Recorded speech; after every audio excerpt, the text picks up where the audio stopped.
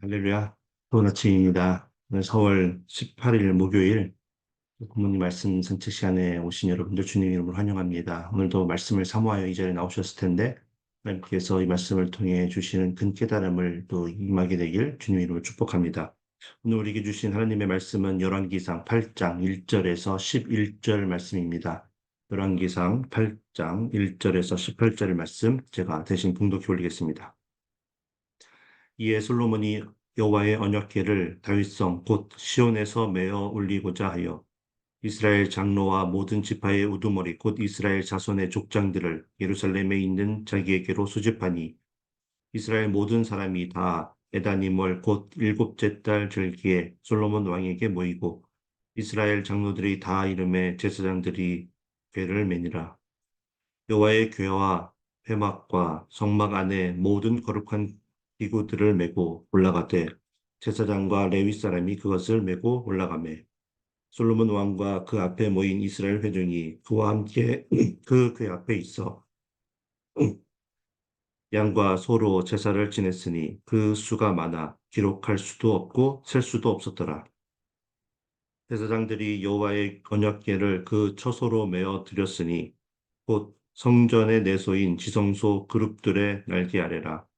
그룹들이 그 궤 처소 위에서 날개를 펴서 궤와 그 채를 덮었는데 채가 길므로 채 끝이 내소 앞 성소에서 보이나 밖에서는 보이지 아니하며 그 채는 오늘까지 그곳에 있으며 그 궤 안에는 두 돌판 외에 아무것도 없으니 이것은 이스라엘 자손이 애굽 땅에서 나온 후 여호와께서 저희와 언약을 맺으실 때에 모세가 호렙에서 그 안에 넣은 것이더라.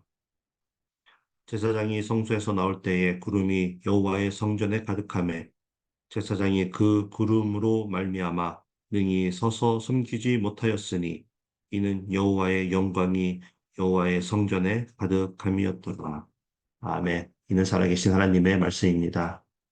이제 오늘부터 함께 나누기 시작하는 8장, 열왕기상 8장은 다음 주 화요일까지 무려 6일 동안 우리가 함께 이제 나누게 되는데요.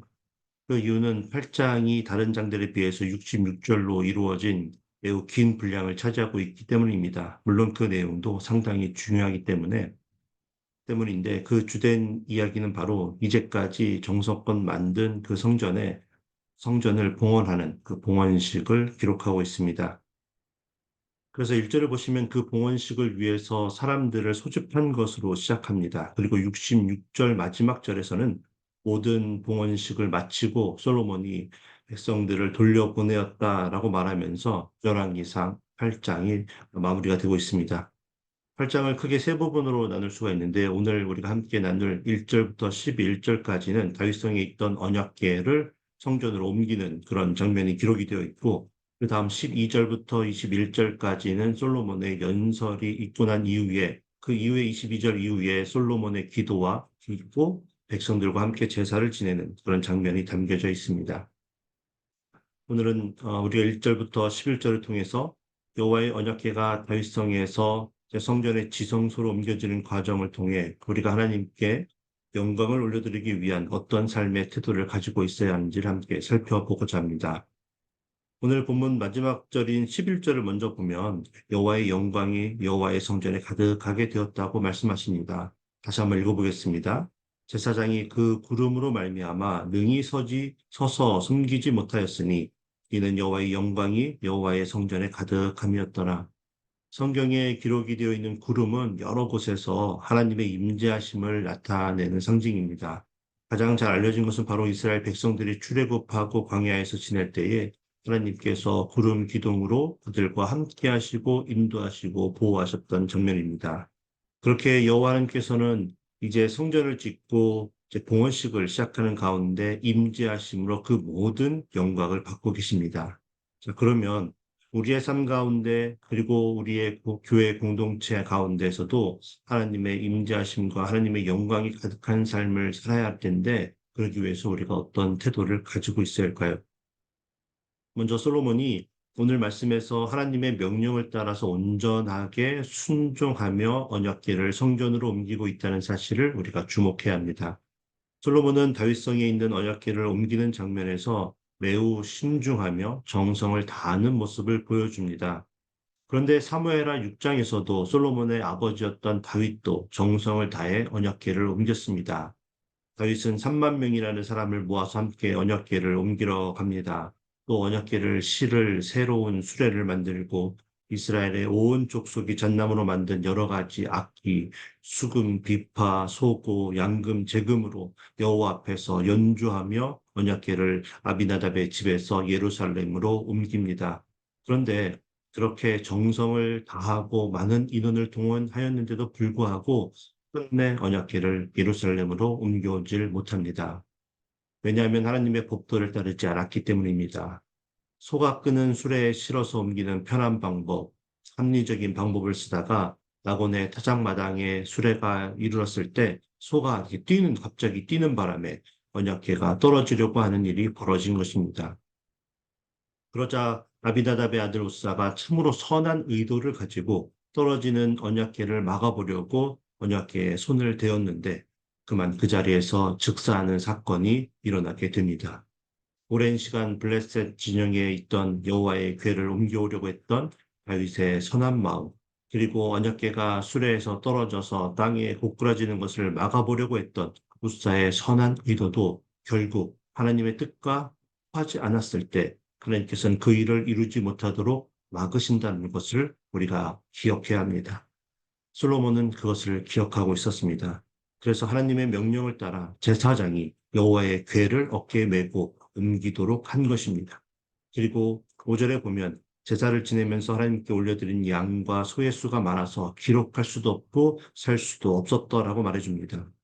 하나님은 이처럼 아버지 다윗의 잘못을 답습하지 않고 솔로몬이 규례를 따라서 하나님의 명령에 순종하며 정성껏 언약궤를 옮겨온 것으로 인해서 하나님은 기뻐하셨습니다.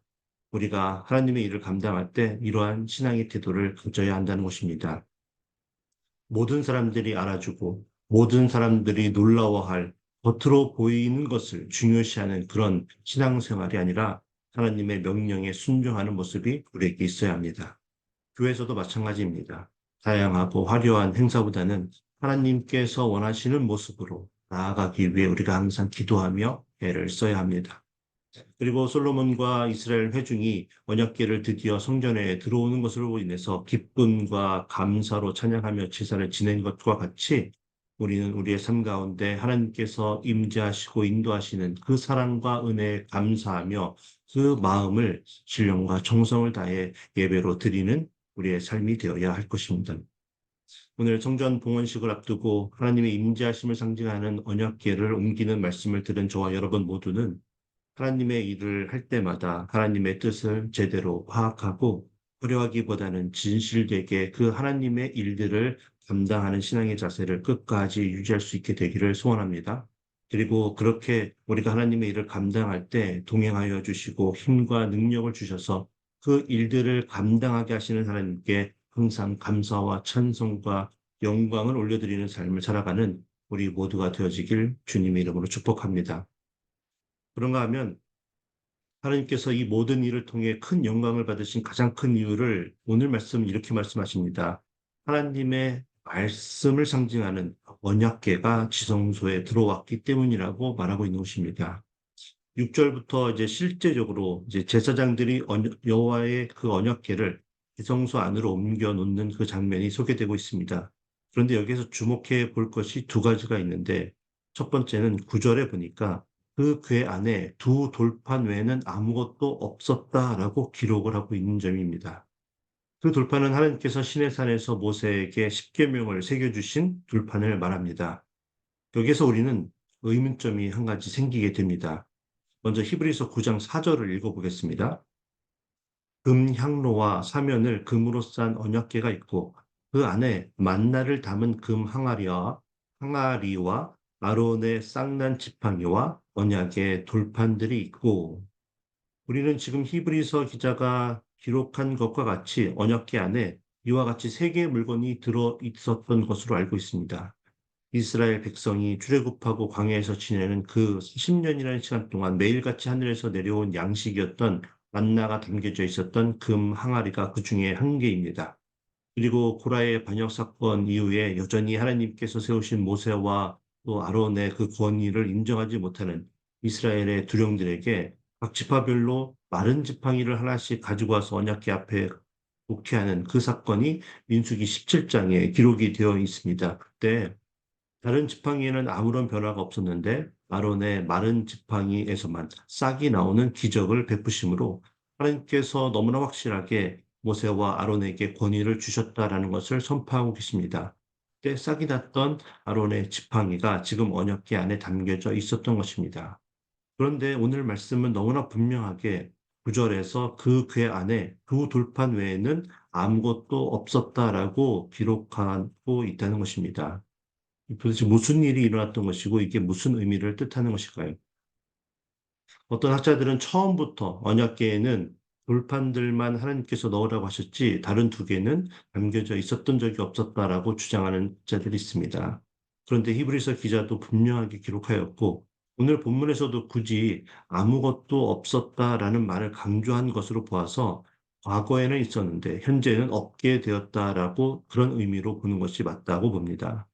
그래서 대부분의 학자들은 언제 만나가 들어있던 그 항아리와 또 짝이 난 그 마른 아론의 지팡이가 없어졌는지 알 수 없지만 추측하기로는 블레셋 진영의 그 언약궤가 빼앗겼을 때에 그들이 블레셋 사람들이 이 두 개를 가져갔을 것이라고 추측을 합니다.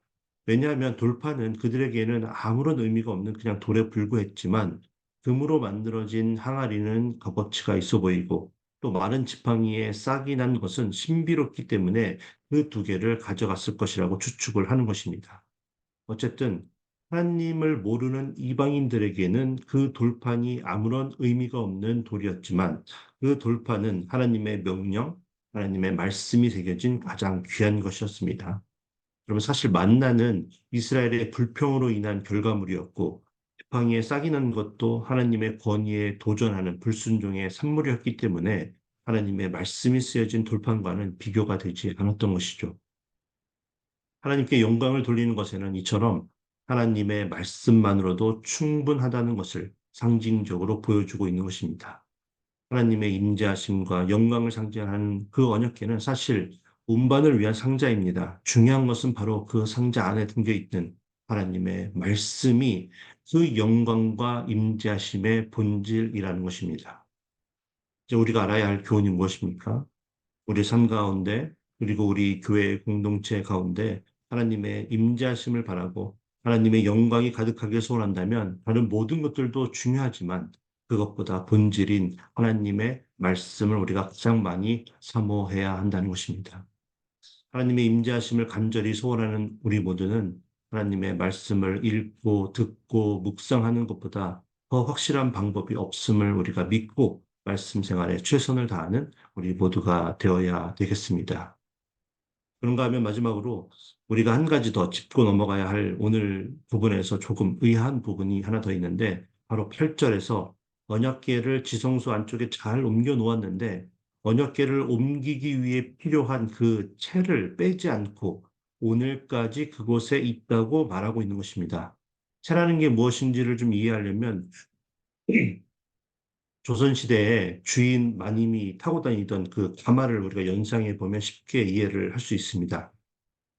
가마를 여러 명의 하인들이 양쪽에 나누어 서서 이제 들었는데 그때 이제 가마 밑에 있는 장대, 기다란 막대기를 어깨에 메고 갔습니다.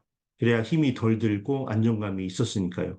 그 기다란 막대기가 언약궤를 운반할 때도 제사장들이 어깨에 메려고 양쪽에 하나씩 있었는데 그것을 채라고 말하고 있는 것입니다. 그런데 언약궤를 지성소에다가 다 옮겨놓고는 그것을 그냥 그대로 두고 나온 것입니다. 이제 막 백향목으로 지은 아름다운 성전도 완공이 되었고, 다음에 다른 성전을 지어서 그곳으로 옮길 계획이 있었던 것도 아니고, 그 성전이 이제 곧 무너질 것을 그들이 예견을 할 수 있었던 것도 아닌데, 그곳에 놓고 온 것이 조금은 이해가 안 된다는 것입니다. 물론 8절에서 굳이 그 채는 오늘까지 그곳에 있으며라고 언급을 하지 않았다면 우리는 그것을 그냥 대수롭지도 않게 생각하며 읽고 지나갔을 것입니다. 그러니까 이미 성전이 바벨론에 의해 완전히 파괴된 것을 알고 열왕기서를 기록하고 있는 선지자 예레미야가 이 부분을 일부러 강조하며 기록을 한 것입니다. 왜 그랬을까요?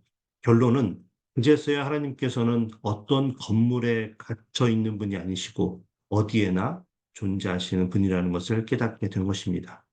그제서야 사무엘하 7장 6절과 7절의 하나님의 말씀이 이해가 되었던 것이죠. 이제 7장 6절과 7절입니다. 내가 이스라엘 자손을 애굽에서 인도하여 내던 날부터 오늘까지 집에 살지 아니하고 장막과 성막 안에서 다녔나니 이스라엘 자손과 더불어 다니는 모든 곳에서 내가 내 백성 이스라엘을 먹이라고 명령한 이스라엘 어느 지파 가운데 하나에게 내가 말하기를 너희가 어찌하여 나를 위하여 백향목 집을 건축하지 아니하였느냐고 말하였느냐. 하나님은 자신을 위해 성전을 지으려고 애를 쓰는 다윗에게 나는 백향목 집이 필요 없다고 말씀하십니다. 왜냐하면 사랑하는 백성들이 어디에 있든지 그곳에서 하나님께서 임재하시고 함께 하실 것이기 때문입니다. 예레미야 선지자는 예레미야서 3장 15절에서 훗날 말씀이 육체가 되어 이 땅에 오실 예수 그리스도를 예표하며 다음과 같이 예언하고 있습니다. 예레미야서 3장 15절, 16절입니다. 내가 또 내 마음에 합한 목자들을 너희에게 주리니 그들이 지식과 명철로 너희를 양육하리라. 여호와의 말씀이니라. 너희가 이 땅에서 번성하여 많아질 때에는 사람들이 여호와의 언약궤를 다시는 말하지 아니할 것이요 생각하지 아니할 것이요 기억하지 아니할 것이요 찾지 아니할 것이요 다시는 만들지 아니할 것이며 예수 그리스도를 하나님의 살아계신 아들로 믿는 자들 죄와 사망에서 해방시키는 메시아로 믿은 그의 제자들이 십자가의 죽음과 부활의 복음을 전하여 그 믿는 그리스도인들이 이 땅에서 번성하게 되었을 때 제자들이 예수님께 배운 하늘의 지식과 명철로 초대교회 교인들을 가르치게 될 것이기 때문에 이제는 더 이상 여호와의 언약궤를 다시는 말하지도 생각하지도 기억하지도 찾지도 만들지도 아니할 때가 오게 된다는 것입니다. 그렇게 하나님께서는 독생자 예수 그리스도를 십자가에서 우리의 죄를 대신하여 죽게 하심으로 우리가 어디에 있든지 하나님의 거룩한 성전이 되게 하셨고 우리가 어디에 있든지 이제는 항상 성령님이 우리 안에 임재하시고 우리의 삶을 인도하여 주십니다. 오늘 말씀에 기록된 그 채는 오늘까지 그곳에 있으면은 하나님의 그러한 무소부재하심을 선포하고 있는 것입니다. 그래서 오늘 말씀을 듣고 우리가 이렇게 결단하기를 원합니다. 하나님의 임재하심을 우리만 누리고 하나님의 그 귀한 말씀을 우리 안에만 가두어 두는 인생이 아니라 여전히 그 말씀의 채를 오늘까지 두신 하나님의 뜻을 깨닫고 이 땅 끝까지 예수 그리스도의 복음을 전해줘서 모든 주님의 백성들이 그 은혜를 누릴 수 있도록 복음 전하는 일에 최선을 다하는 저와 여러분 모두가 되어지길 축복합니다. 함께 이제 기도하겠습니다. 사랑의 하나님, 오늘 말씀을 듣고 우리의 삶 가운데 하나님의 임재하심과 영광으로 가득한 삶을 살기를 다시 한번 바라며 간절하게 기도합니다.